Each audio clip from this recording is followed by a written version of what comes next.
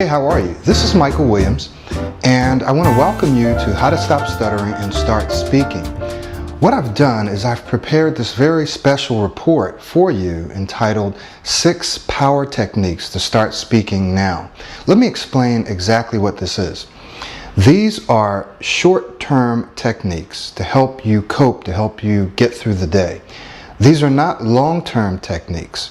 Our How to Stop Stuttering and Start Speaking is a long-term approach, both the free program and the comprehensive program. Those are long-term tools. It's a long-term strategy to help you get over stuttering permanently. Now, virtually everyone stutters at some point, and sometimes I still stutter. So when I say get over it permanently or cure it, what we're talking about is getting to the point where you can stand up and you can speak like this, you can answer the phone, you can talk in conversations where essentially you no longer see yourself as a stuttering. That's a long-term approach, and that's what this program is all about. But what I've done today, at the request of one of you, my friends and my subscribers, is I've put together some specific tips, tools, techniques that you can use right now. So it's kind of like a band-aid, but if something's bleeding, sometimes you have to put a band-aid on it until you can fix it long term, right? The other thing that I want to say is keep your suggestions and your comments coming, because it is helpful and I build those into the program. So today I've looked at 6 specific situations that all of us have to face or will have to face at some point. And in these situations we find ourselves stuttering sometimes. So I'm going to go through each of these 6 situations and share with you some of the tactics or techniques that I've used. Now, these may not work for everyone. In fact, you may have some techniques that you could share with us, and so I encourage you to please leave your comments and share those, because not every technique is going to work for everyone. Makes sense? But I'm just sharing with you some things that I've used and that I think many of which will work for you just because of the psychology or philosophy behind the technique. You may use different words or a variation of it, but I think it'll probably work for you. So the 6 techniques that we're going to look at, and I want to try to make this as brief as possible, and I'm going to go ahead and give you a download, something that you can actually read, and I'll also have this available in audio. In our more comprehensive program, I'm going to build this part into that program and add it and expand it. Okay, so you're also going to get this in an expanded version in the comprehensive program, and it's not going to cost any more. So let's look at 6 techniques, and I'm just going to run through these techniques right now. One of them is answering the telephone, and I've actually seen and heard people who have had problems answering the phone. Some people have a problem saying their name. So we're going to look at answering the phone, interviews, right? One-on-one conversations, meetings where you need to speak up or you want to speak up and it's difficult, reading aloud, which is a real challenge for me. Even sometimes now I'm a little nervous about reading aloud, but using some of these techniques I'm able to do it. The other thing that we're going to look at are small and large group presentations, and I'm once again going to look at these briefly because I'll fill these topics out in the more comprehensive program. But I wanted to answer your request and give you some specific techniques that you could use now. The longer term approach is something that will help you stop stuttering on a permanent basis over time. This is something you can use right now. So why don't we go ahead and get started and look at the first situation, which is the telephone. So one of the most common problems that people have is answering the phone. Often once you get on the phone, you can work it out so that you talk. And I'll just tell you a little story. When I got out of college, guess what my first job was? It was answering the telephone, exactly. I worked as an insurance representative, and my job was working in a cubicle on the telephone, which I hated. And I had to go through a training program where I would have to say a script, which I also hate, saying scripts. And so I'm going to share with you things that I did as I was going through the training, and then finally as I began to answer the phone. And as I answer the phone now, I'm going to share with you some of the solutions that I used So the first thing is that it's difficult for some people to say hello or hi, right? And so here's a solution that I used. Now, you might think this is funny, but it's true. So if it's difficult for you to say hello when you answer the phone, don't say hello, all right? Who says that you have to say hello when you're answering the phone? Say something else. What I used to do is say, yes, hello. Now, you'll hear me say this over and over and over again because I want to drill it into your mind. These are kind of what we call a primer word or a primer expression. It's like priming a pump, right? Sometimes you have to pour some water into the pump. My grandparents used to have a pump that we saved some water. We always had some water. We saved some water and we would pour it into the pump and pump it to prime it so that the water would start to flow.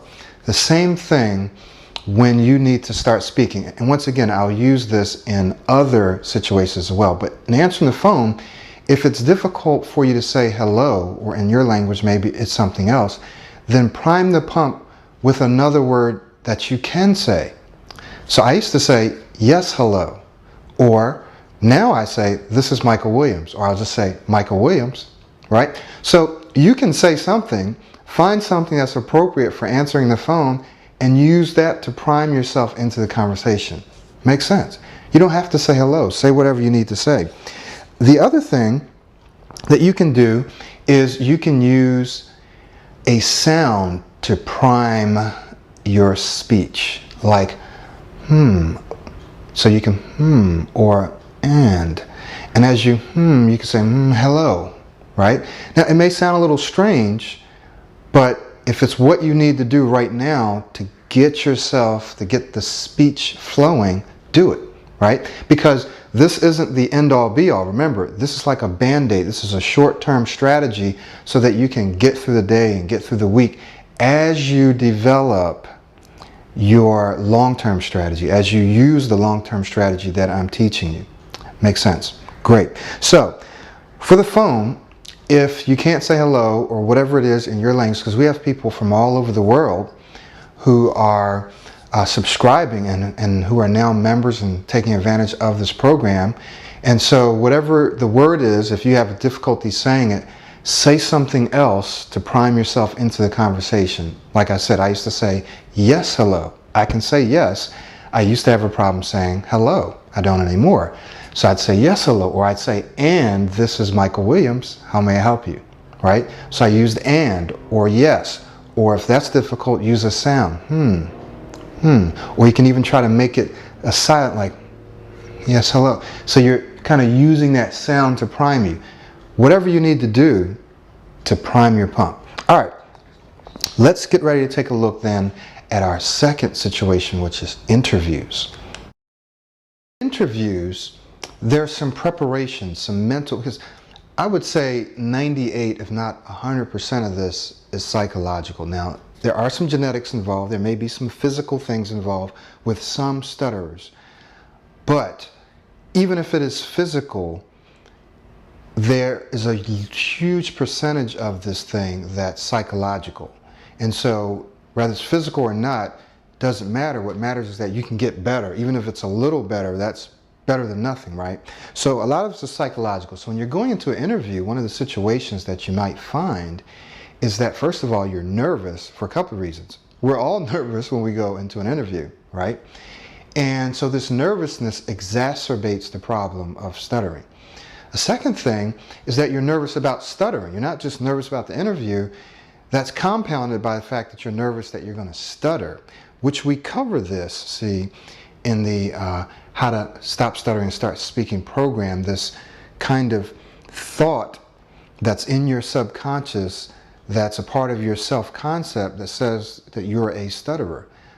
What we're doing in the program is we're transforming that thought. We're transitioning that thought so that you no longer see yourself as a stutterer. You may still stutter. Stuttering is a behavior, but it's not who you are.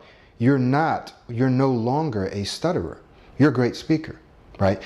And you're transitioning from stuttering to speaking, all right? So for the interview, first thing that you need to do is to visualize the interview.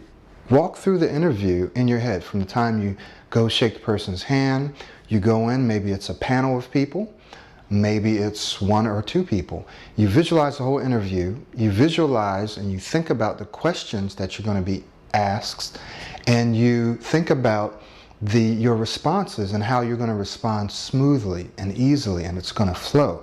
And you just go over that over and over until you get sick and tired of it. You rehearse it mentally, right? You continue to rehearse it. You anticipate questions. So you're doing two things. One, you're preparing for the interview, which everyone needs to do, but you're also sending your mind, your subconscious or your unconscious mind, a message through this rehearsal and these visualizations. You're sending it a message and you're telling it that you are actually going to be quite successful in this interview. And the thing with our subconscious mind is that it doesn't necessarily know the difference between something that's real or something that's imagined. I'm sure some of you have heard this before, and it's not just something I'm repeating, it's actually true. If you visualize something and you rehearse it and you practice it, that's a real experience for you. So your subconscious mind says you were successful at this, so you can be successful again, right? So that's what happens. So you want to rehearse it, you want to visualize, you want to go over it, which will prepare you. It'll lower your anxiety somewhat, and it will give you more confidence. And chances are, sure, you probably are going to stutter. Maybe you will, maybe you won't, but you'll be more prepared, right? More prepared, more confident, less stress, less anxiety. More likely, you're not going to stutter, you're not going to stutter as bad. The other thing is that, and this is something that I did when I had to do my training, when I used to speak on the phone, and something that I've done in classes and everything. To release some of the pressure, just tell the interviewer that sometimes you get stuck on some words, sometimes you stutter. Don't say I'm a stutterer, just sometimes I stutter. And so if I get a little stuck or something, that's the reason. That right there puts you at ease. It lets the other person know, hey, this person's honest about this situation, and they really respect you for it, and it takes the pressure off. Because a lot of times with stutterers or people who stutter is that a part of the problem is this trying to hide the stuttering. And some people say, I'm not going to hide, I'm just going to let it flow, let it go. And so in that situation, then it can become embarrassing. And sometimes people say, well, I'm not even going to get embarrassed about that. And that's fine too. But a part of the problem is that a lot of us want to hide it, right? We don't want to stammering and start biting our tongues or blinking our eyes and stuff. We just want to try to speak as normally as possible. So what you do is you just put the person and put yourself at ease. Sometimes I stutter, right? That helps a lot. The next thing you do is take time. Now, listen to this. Take time, pause, and think about what you're going to say. Now, one of the things I did is I would pause and think before I spoke. And I did this for a couple of reasons. One, I didn't want to stammer, so my pause would give me time to relax and use a primer word to get the speech flowing. Second, the other person never knew that I was stuttering. They thought I was thinking. They thought I was really smart and a brilliant and a deep thinker, because I'd be, when really I knew the answer, I didn't want to stutter. So, give me a second on that, right? So I'm getting myself prepared, and then I would try to prime in with another word. Okay, so, and then I would answer and then go ahead and start speaking. So I stopped, I relaxed, I paused, and then I allowed myself to start speak. So just relax, just relax. So let's just review that with interviews. Rehearse it, visualize it, and then actually rehearse out loud going through that interview successfully. Rehearse it, practice it. Tell the interviewer that you stutter sometimes. Just go ahead and tell them. That's okay. It's not going to stop you from getting the job. Just tell them that sometimes you stutter. Takes the pressure off.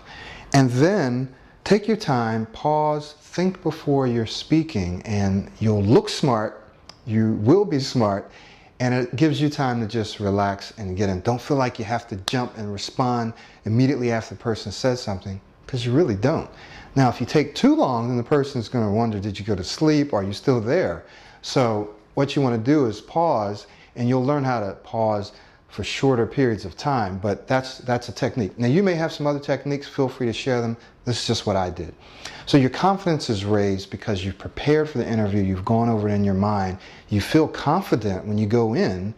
And this is easier said than done, but you kind of have to do it. Just don't think of yourself as a stutter. Don't think that you're going to stutter. You've rehearsed it. You're going to go in and you're going to do well. So let's take a look then at our next situation, one-on-one conversations. One-on-one conversations. So we're looking at one-on-one conversations. So the problem is that sometimes, and this could be in a dating situation or whatever, it's hard for you to get those first few words out, or when you're talking, you're stammering or you're stopping, and it gets kind of awkward. So it's a lot of pressure. Sometimes after talking, you feel this huge pressure. Now, I'll tell you, even though in English, I really don't stutter, just occasionally. But in Spanish, which is a second language, sometimes I do stutter. So the whole thing comes back. Why?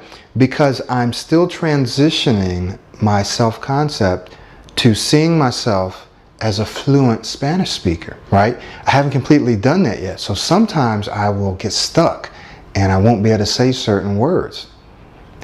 Do you know what I'm saying? So I still struggle with that in Spanish, and I'm using the strategy, the how to stop stuttering, start speaking strategy, and the techniques I'm sharing with you now. I use those strategies as I'm learning to speak Spanish and as I speak Spanish. Okay, so they really do work. So first thing you want to do is begin to see yourself, and we're talking about one-on-one conversations, dating situations, even an interview. See yourself as a great conversationalist. You're a great conversationalist. You're a great speaker. And you have something to offer, and people want to talk to you.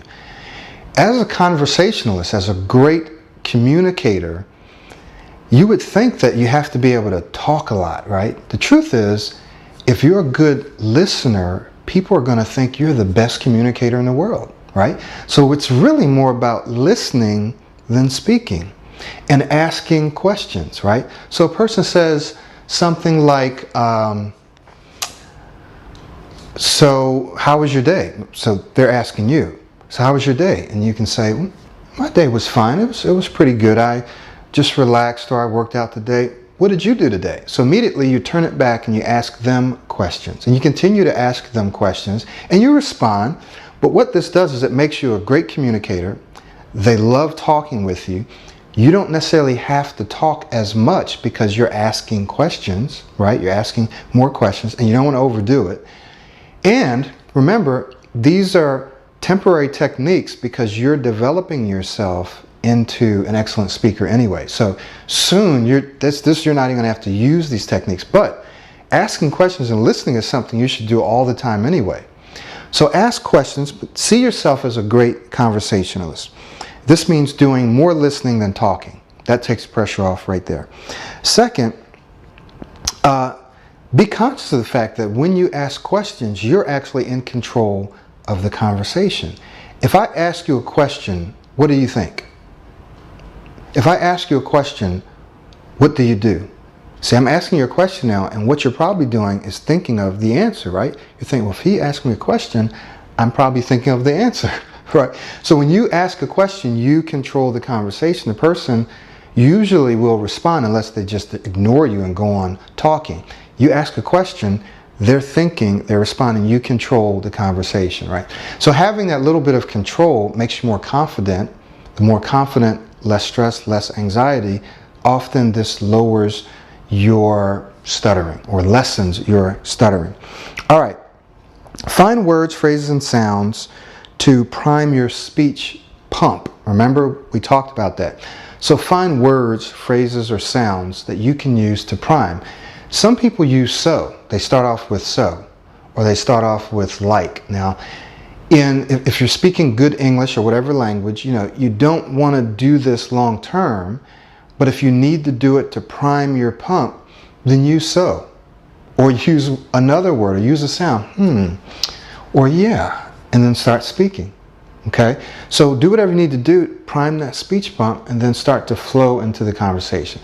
So a lot of times it's difficult to get started, to get that first word out. And once you do, you can flow. So priming the speech bump with words or phrases or sounds is a way to do that. Develop a speaking rhythm or cadence that you can use to create a speaking flow. Develop a speaking rhythm or cadence. So what do I mean? I mean, it's almost like in the military when we're marching, you have to sing or say a cadence. Left, your left, right, left, right? So that's a cadence. It's a cadence. And if you hear some wonderful charismatic speakers, they often have a cadence to their voice. Now, when you're speaking one-on-one, your cadence is not going to be as pronounced, but you can still kind of have a flow, a style, a flair, a cadence to the way you speak, even one-on-one. And when you develop this rhythm in speaking, right, what's going to happen is that you will begin to flow more. You won't get stopped with the stuttering, right? And once you start to flow, because often it's like a mental block, you start thinking, I'm going to stutter, and then you stutter, and you start thinking too much, right? Sometimes when you're not thinking because it's subconscious, but you want to start developing a flow and a rhythm to your speech and a cadence. It takes practice. And I talk about this in the comprehensive program, exactly how to do that, right? That helps you short term and long term. You develop a cadence and a rhythm to your speaking.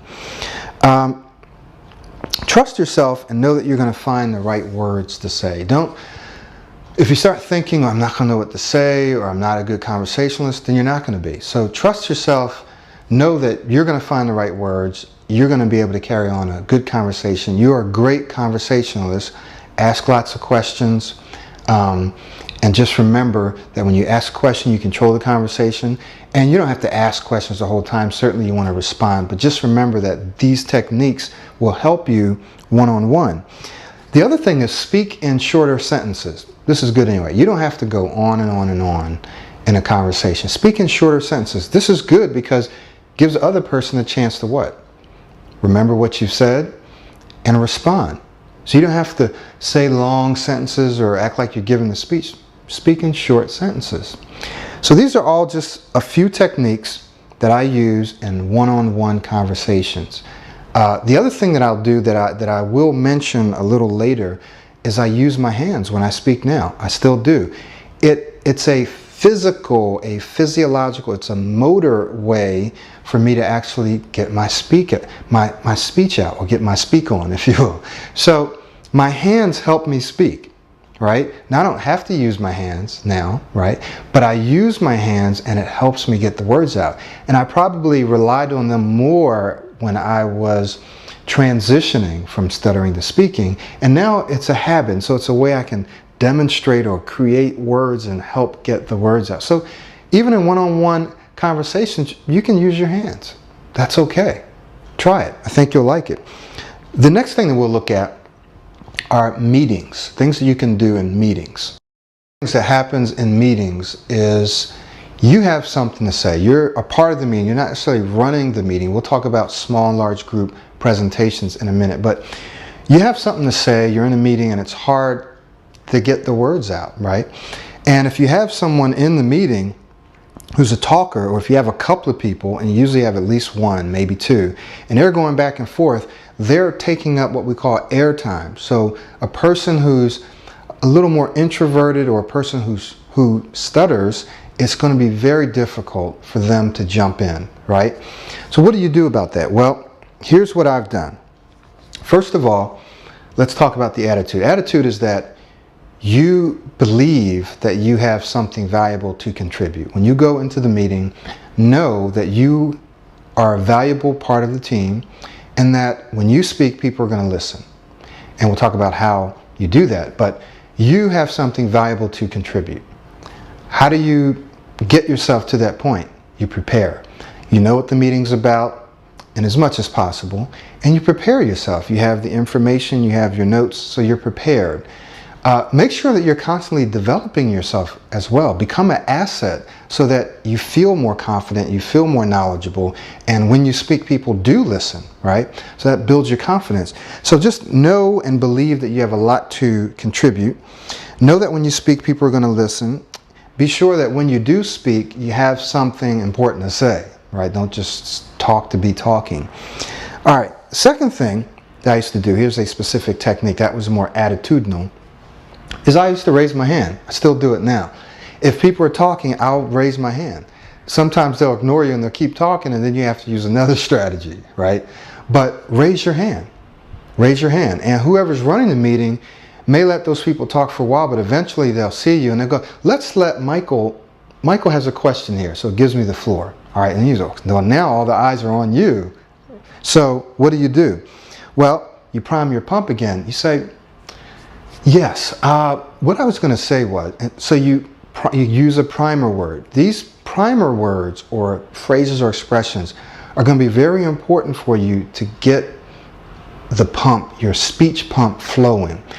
And flow and rhythm is going to be very important for you to start developing your own speaking style, where you're no longer thinking about the words you're going to say, you're not thinking about stuttering, you're just flowing and you're speaking.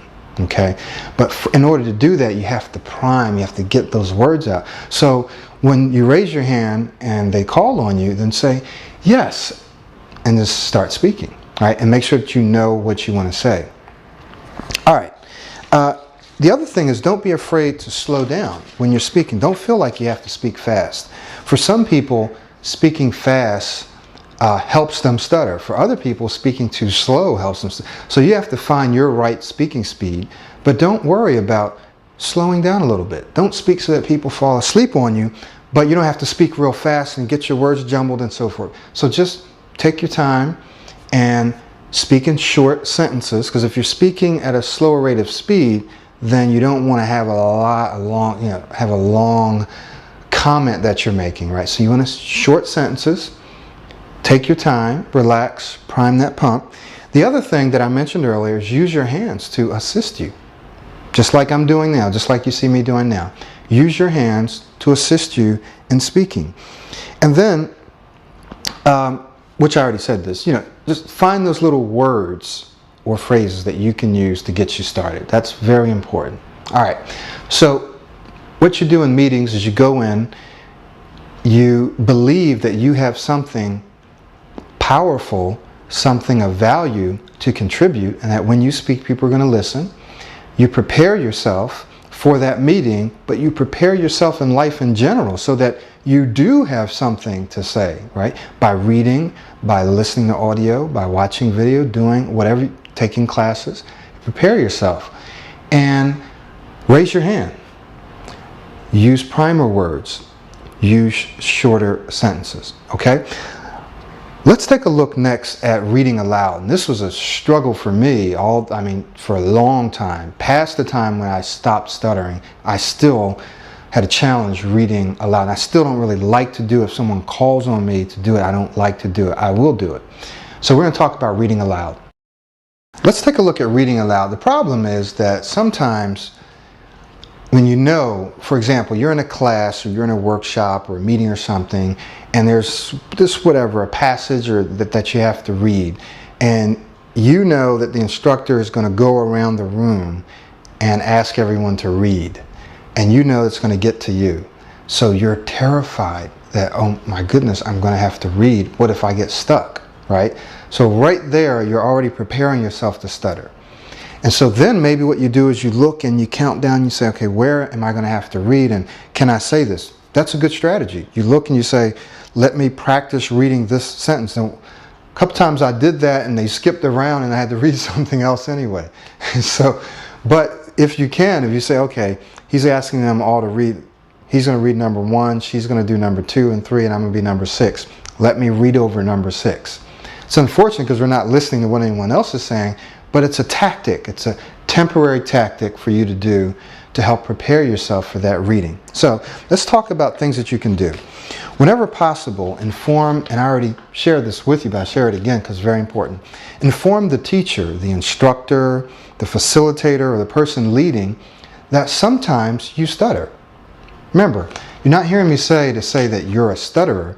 Say, sometimes I stutter. And I may need to pass. So when you get to me, I may just say, I may raise my hand if I can't say pass, or I might just say pass. Make sense? Takes the pressure off. Now you have an option to read. Now there were classes when I was taking a Hebrew class where I had to read as a part of the class. I still told the teacher, and I said, if I have to say pass, I'll read it in private, or I'll, do whatever. And he understood. And I don't think I ever had to say pass. I would just relax and I'd do my best and I'd read in Hebrew. Okay, same thing in Greek when I had to read in Greek.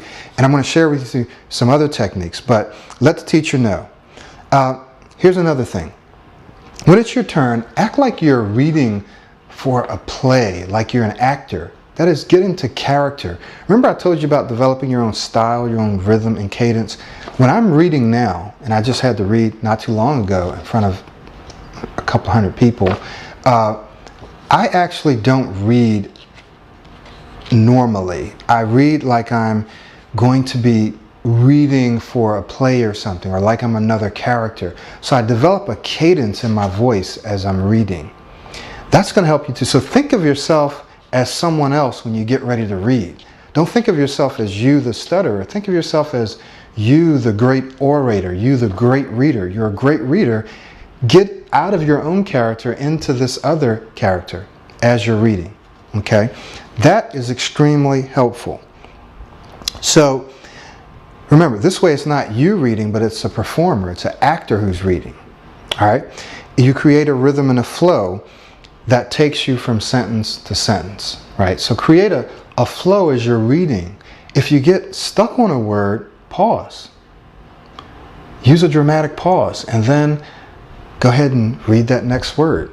If you can't read the word quickly, because you're a brilliant thinker, see, as a person who stutters sometimes, we're able to think quickly and shift words around. So there's been times when I got stuck on a word, I would substitute another word or skip the word, right? Or say it real lightly and then come up with the next word. You have to use these tactics and strategies to get it, and then don't worry about it, don't get upset, and just keep flowing, right? And occasionally that still happens to me. There'll be a word there, I'll get out of my rhythm, I'll get stuck, and I will either skip that word or substitute another word, right? So we're very sharp thinkers. Now, the other thing is that you just want to make sure that when you know that you have to read, if you can prepare, first of all, by reading over whatever it is you have to, that's going to help you. You're going to be more prepared. If you're in a classroom situation or a workshop, let the person know. Tell them you might need to pass. You can also use your hands as you're reading. Take yourself out of your own character and turn yourself into someone else as you're reading. Read it dramatically. Don't just go reading aloud. Problem. When you know that you will have to read aloud, you become almost terrified. I'm reading right now. Almost terrified because of the potential. So right then, there's no emotion, there's no expression in that. So granted, you might start to stutter. But if you say, reading aloud, problem. When you know that you'll have to read aloud, you can become almost terrified. See, I'm reading right now. But do you see the difference? I'm reading it like it's dramatic. And so what it does is it gives me more emotion and more passion. And so I'm able to read it without even thinking about stuttering. That really, really works. That really works, and that's why I'm sharing it with you now. So just run back through these. Let the teacher or the instructor know that you may need to pass. When it's your turn, read it dramatically, put some passion into it, use your hands.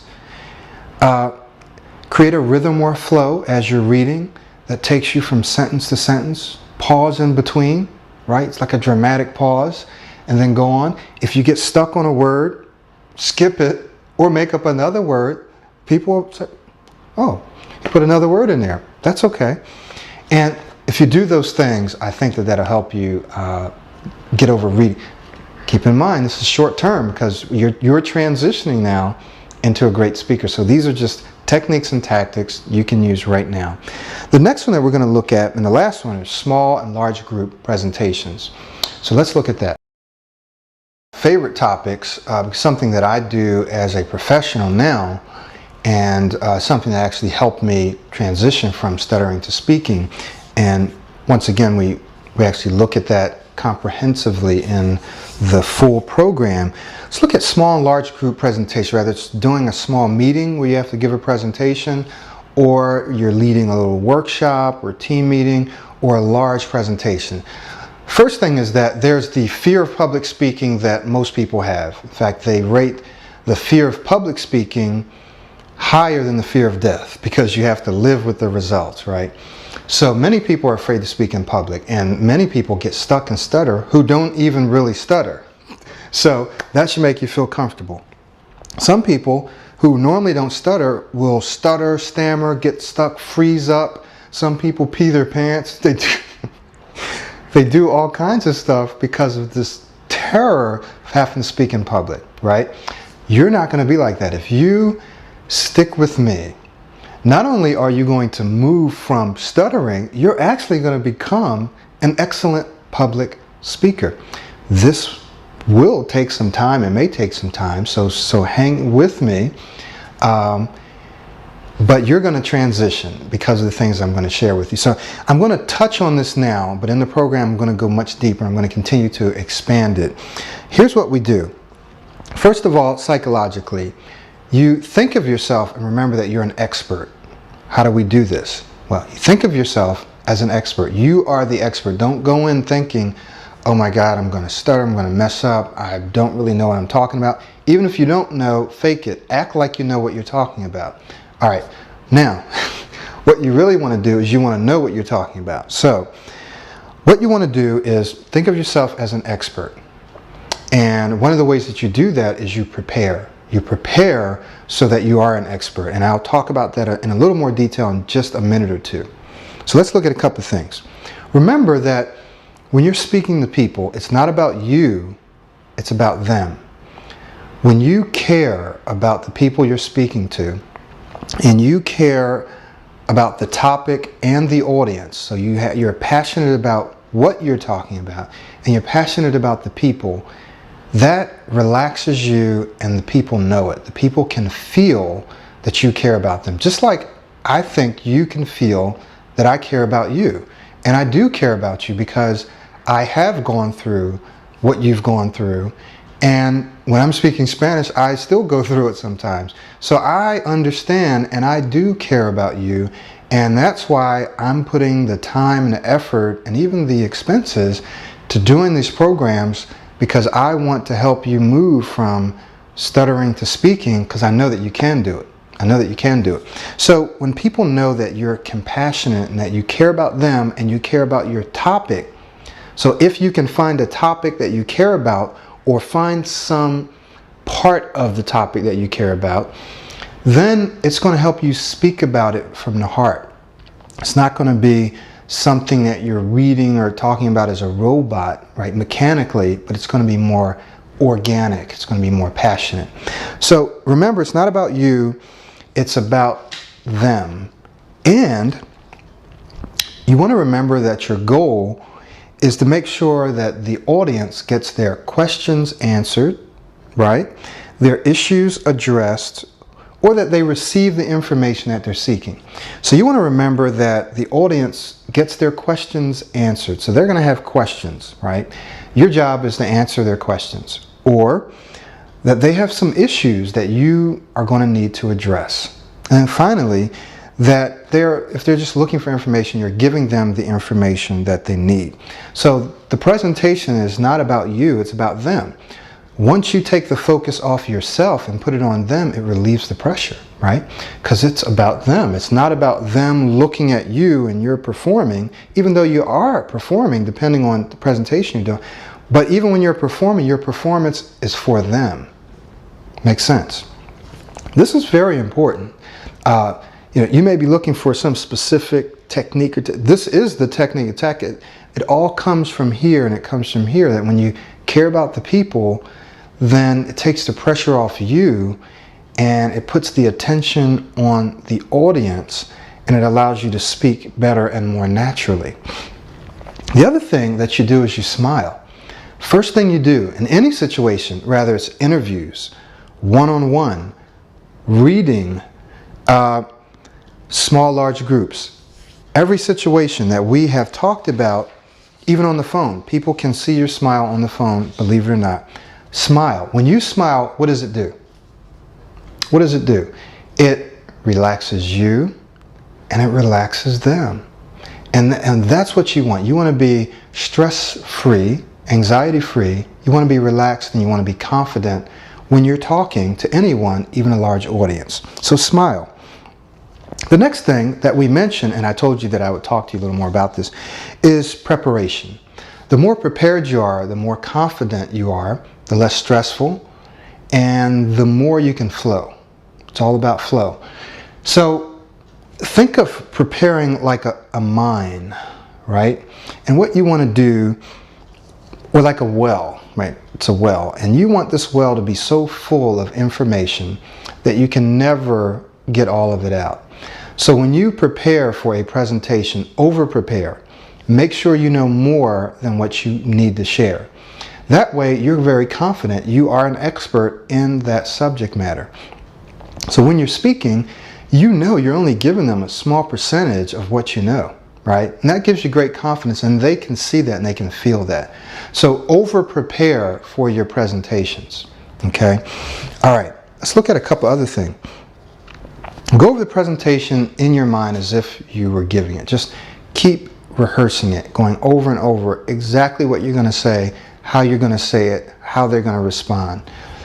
Formulate your presentations, and I'm just going to share this little secret with you. Once again, we get into a little more in the other program, is create lots of questions if you can in your presentation. Even if the people can't answer it, create a question and then answer it yourself. All right? So, rehearse it. Create lots of questions that you answer. Okay, these are like transition points. Give the presentation as if you were holding a conversation with one person. Don't think, oh my God, I have 10 people or 100 people or 500. Act like you're talking to that one person or those 5 people right there. Look in people's eyes. Act like you're giving a personalized presentation. So don't think of it as this huge group and get all nervous and upset. You're just talking to 1 or 2 people. I do it all the time, and it really works. The next thing is, do not rely solely on PowerPoint or Keynote or whatever presentation software. Just don't do it. Use it as a prop, but make sure that you have outline, speak from the heart. Memorize your presentation so that you can talk and you're not reading, okay? If you use a PowerPoint, you're going to bore people to death. Use PowerPoint, but don't just sit up there and read it. You're going to bore yourself and you're going to bore everyone else. Have some points there, have some notes, and just get in there, relax, talk to people like you're talking to your best friend. Even if it's a huge group, talk to that group like you're talking to your best friend. And when you think about this and you create that kind of an atmosphere, it relaxes you, relaxes the audience, and you can flow. All right, finally, don't read your presentation, talk it out. Don't stand up there and read your presentation. So when you create it so that you can talk about it and not have to read it. This means that you have to over-prepare so that you have this well of knowledge that you can draw on at any point in the presentation, right? Create and organize your presentation so that you can just talk about it. You know the information already. You've prepared. You have your speaking points. You have some key points that you want to go over, and now just talk about it. And that's pretty much what I'm doing now. I have some notes that I want to look at that I don't want to forget, but I'm just talking to you. I'm not standing here like this reading my presentation. And that's what you want to do. So I hope that this has been helpful for you. It may not be anything new for you. Once again, you may have some stuff that you can share that you've used or that you've read. Feel free to share that. I just wanted to give you some power techniques, things that I have used and that I do use that kind of get you through, get your pump primed, that allow you to deal with these 6 situations: phone, interviewing, one-on-one conversations, dating, meetings, reading aloud, small group, large group presentations. Once again, thank you very much for spending the time with me. Tell your friends about this if you know other people who stutter. And also, please go ahead and continue to work through the program, take advantage of the free resources, but I also want to encourage you to take a look at our comprehensive program, and you'll see the cost up there. It's very nominal. I mean, it's so nominal, it's ridiculous. But I update those presentations all the time with your feedback and research and things that I think of. So when you get the comprehensive program, you have a full 6 months where if I add new information, I send that to you for free. So the program gets better and better and it grows, and you don't have to pay anything else. And the other thing is that this is how I make my living. So I depend on your support, and that's why I want to give you the greatest value that I can and give you lots of free stuff, in hoping that you will also be a blessing to me, as I hope I'm being for you. So thank you very much. Share this resource. I hope it's been helpful, and I look forward to seeing you soon.